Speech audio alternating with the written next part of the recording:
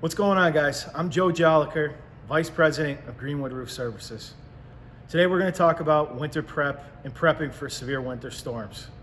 Typically, we're trying to have this conversation in the fall, but seeing we're talking about it today, I'm going to have Matt Clark bring you through a few pointers to show you how we can help you prepare for a winter storm now. Matt, take it away. Good morning, my name is Matt Clark. I'm the Director of Business Development at Greenwood Roof Services. I'm actually here today to talk to you guys about pre-storm prep during the winter months. It's a little bit different than the rest of the year, obviously, because you've got all elements. Could be rain, could be sleet, could be snow.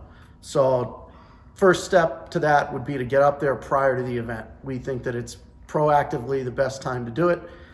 These are your typical strain baskets on top of an internal roof drain. A lot of times these get clogged with organic material, whether it's leaves or dirt and debris from previous storms.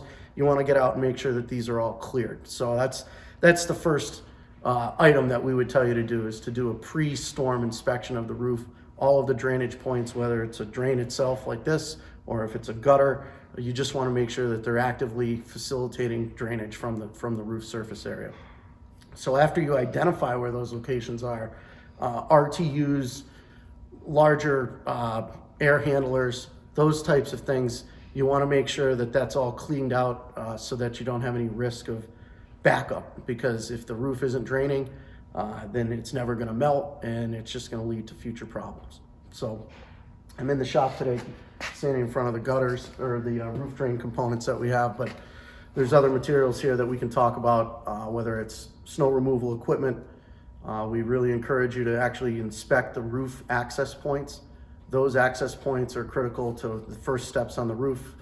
Often slippery. We have walk pads. We have other items that are there that encourage people to identify where your access points are. Make sure that they're, again, clear of any debris.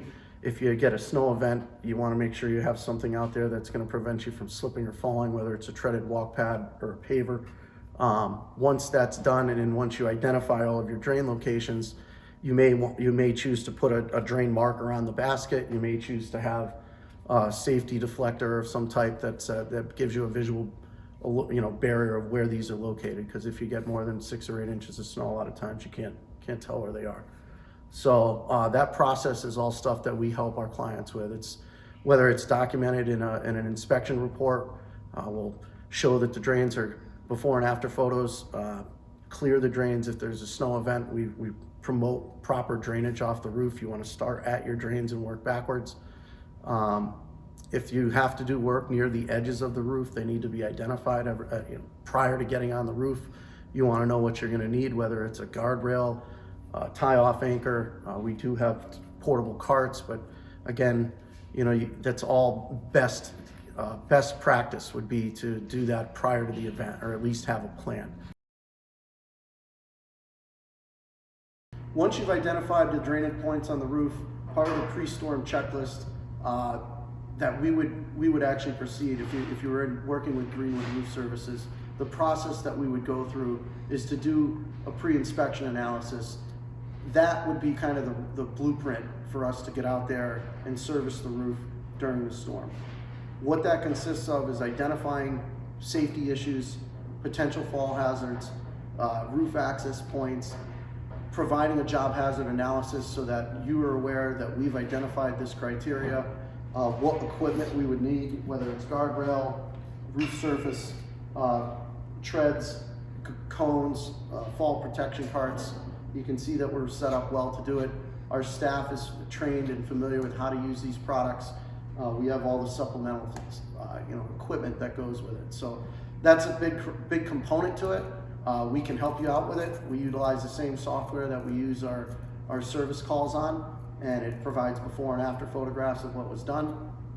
And we consider it really one of the higher levels of service that you can get in the winter, mainly due to safety. And one of the things that is part of that survey and the initial process is to make sure that any of the current safety equipment or snow removal equipment that you have is operating and functioning properly.